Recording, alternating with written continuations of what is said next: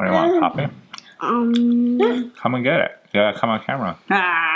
You gotta earn your coffee.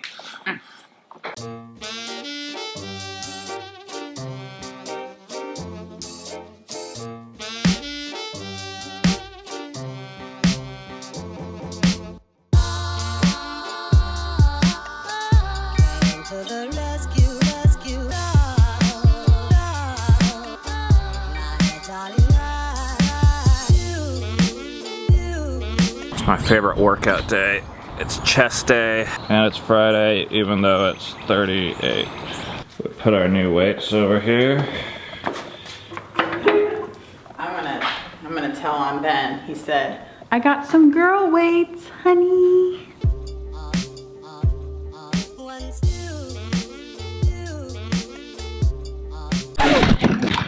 Whoa, Ben.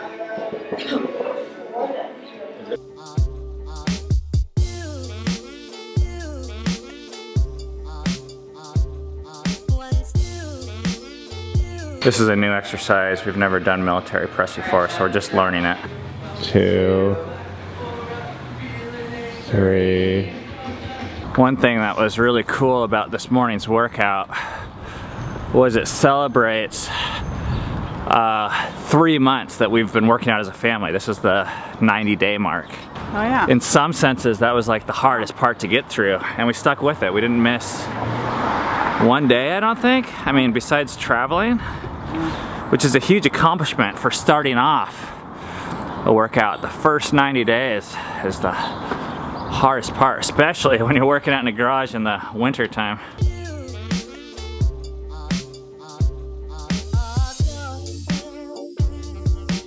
I feel like I just got through the hardest part of my day, which is getting out of the shower. But knowing that there's awesome omelets and some of this business, legal drugs, makes it easier.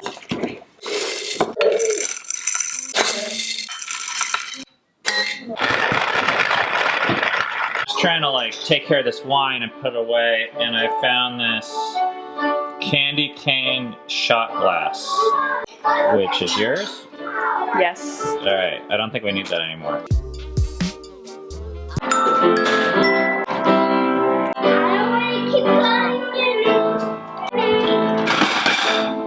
If you're new to this vlog, we want to welcome you here. The reason why we show you guys the same stuff every day, the coffee, the breakfast, the sitting at the table, it's not because we're looking for more friends or like trying to take you along on our journey. It's actually because these little things that you see that happen on the regular old weekdays are the most important things in our life. And we do our fair share of like sexy adventures, I think. And we got some sexy adventures coming up. Traveling internationally or doing big, difficult, hard things, bucket list type activities. But the big change in our life was, for me, I used to have my primary identity and schedule dictated by work, and family got the leftovers. The little things that you guys see now, sitting down and having coffee with Cammie, that's not like an accident. That wasn't easy. That was a countercultural thing. To say, I'm gonna work from home. I'm gonna prioritize our home. We're gonna make our home look the way that best serves our family. So we thought, you know, the best way to really help out the world that we know of is to show that again and again and again and again. And it's why we put like Monday, Tuesday, Wednesday, Thursday, Friday. Those are just regular days. And it's all those little things, when you add them up, that when we change those days, it leads to us being able to have sexy adventures, if you will. But that's not really our goal anymore. I used to think of family time as that once a year vacation. And it was like, oh, I'm gonna make up for all the time I don't spend with family by this epic adventure. So that's why we show it, the normal stuff. But the big thing I think that's different for us is we really do have a life that for the most part revolves around the things that we value. And I guess maybe everyone does. But if you look at what you value, we think in 80 years, we're not going to regret prioritizing family. Well, and it may even not be something you want to value, but it feels like you have to value this, or you were taught to value this, or our culture values this, so I should value this. That's the undercurrent. That's why we do what we do. And if you're new here, we care a lot about family and the normal day-to-day life. And if you've been here for a long time, we're glad you're here. And we hope watching the same thing again and again and again might help inspire you to change the little things in your life that happen daily.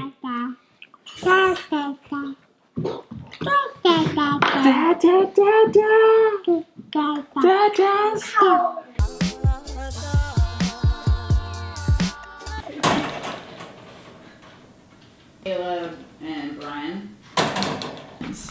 Freely you have received.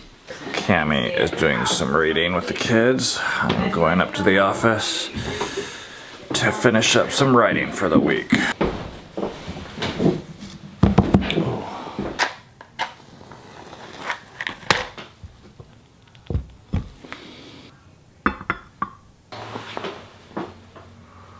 It's kind of cold in here. I can see my breath.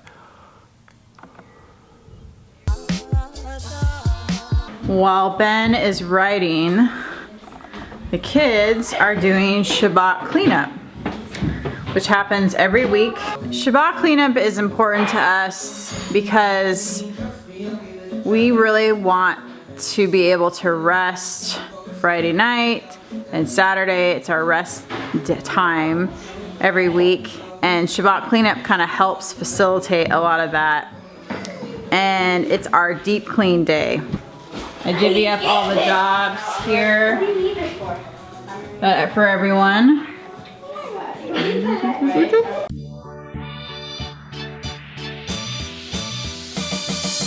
This morning was a little bit intense and stressful. While I was writing, I overheard a commotion downstairs with Cammie and the kids while they were doing their Shabbat cleanup. And this is something that I hear fairly often, where Cammie says, "Don't do that."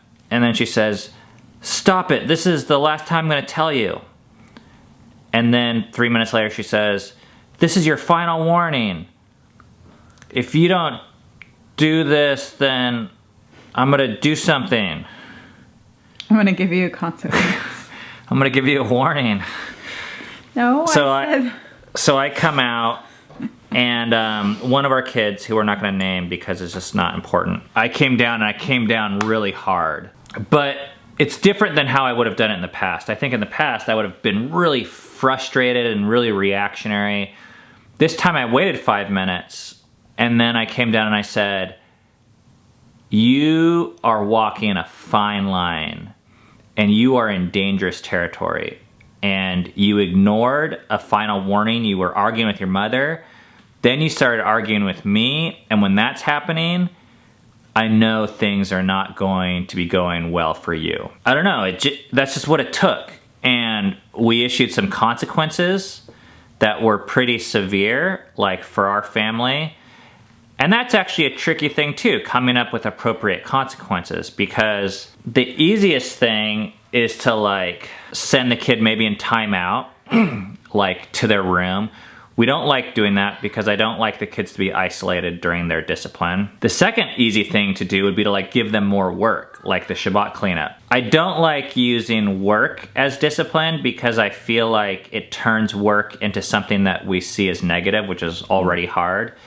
You could like charge the kid $10, but that only goes so far. And then we didn't want to take away the things that we do in Shabbat, like dessert and a movie, because we feel like our kids need a Shabbat just as much as we do. And maybe especially if they're having a hard time with their own heart. But I'm glad I came down hard, even though it wasn't emotional and it wasn't for me, because I feel like our kids, sometimes they need that like slap in the face. And actually sometimes it's been literally, usually it's not, but they need this like, "Hey, wake up."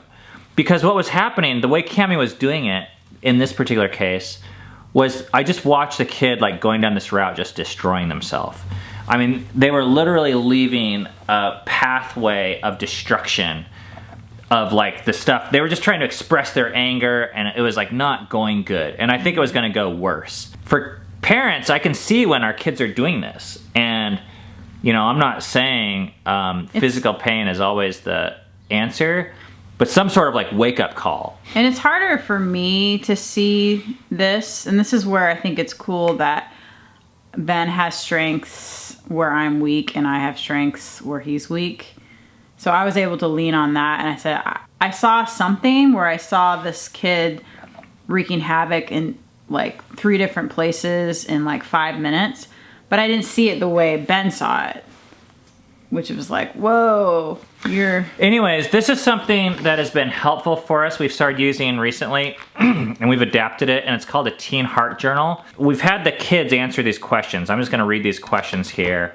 And it takes about 20 minutes for them to fill out, and we've been reviewing it with them. The first question is, what happened? Please use as much detail as possible. List specifics, just state the facts. This is where the kid is just gonna say what physically happened. Then the next question is, what were you thinking, feeling, and desiring? And those are 3 separate questions. And these are hard things for kids to like go back and like figure out.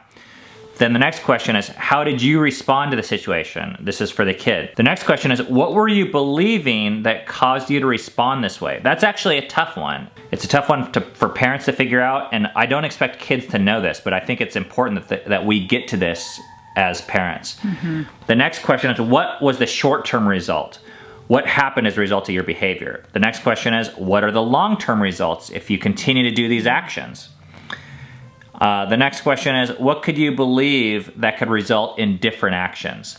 And this is important because it's so easy to focus on external behavior, but really we want to change the internal belief system of our kids into believing something more true. And we believe that their external actions will naturally result in change. Instead of constantly focusing on, well, don't say or do this, act this way on the outside, when we're never really going to get at the root. And then the final question is there anything you need to do to make the situation right?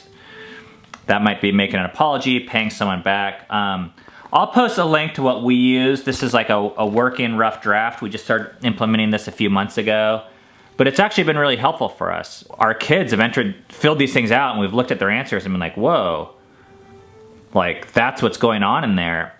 But we didn't have the patience to dialogue it all out. And I think sometimes it's easier just to move on and try and forget anything ever happened. Yeah, because this kind of thing can seem really daunting in the moment.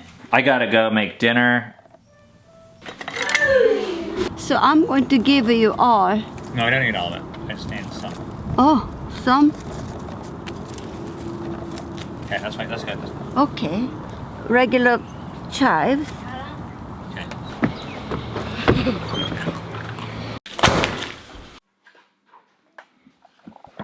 This is my new favorite steak. It's a flat iron steak, and it's like the quality of a prime rib, which is like a $15 a pound steak, but this is a $7.50 a pound steak. All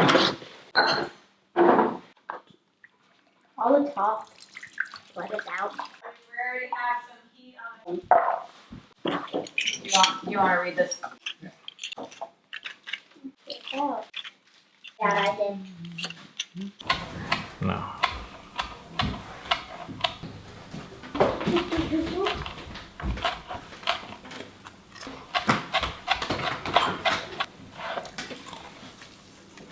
Whoa.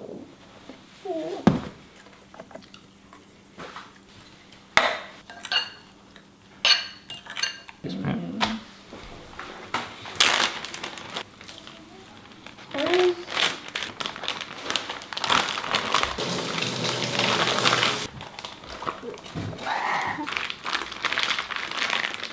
All right, we'll let that sit for 3 hours.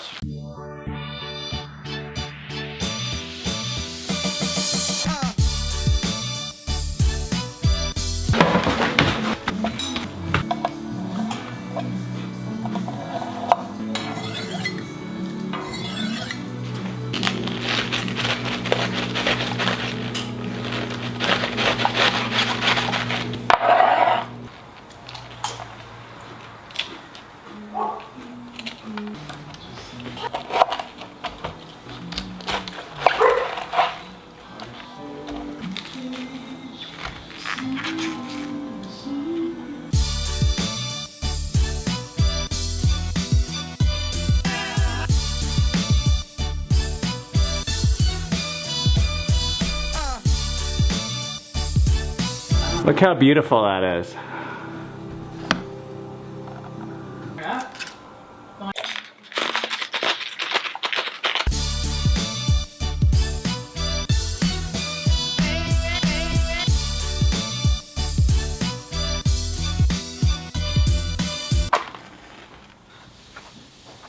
Hey.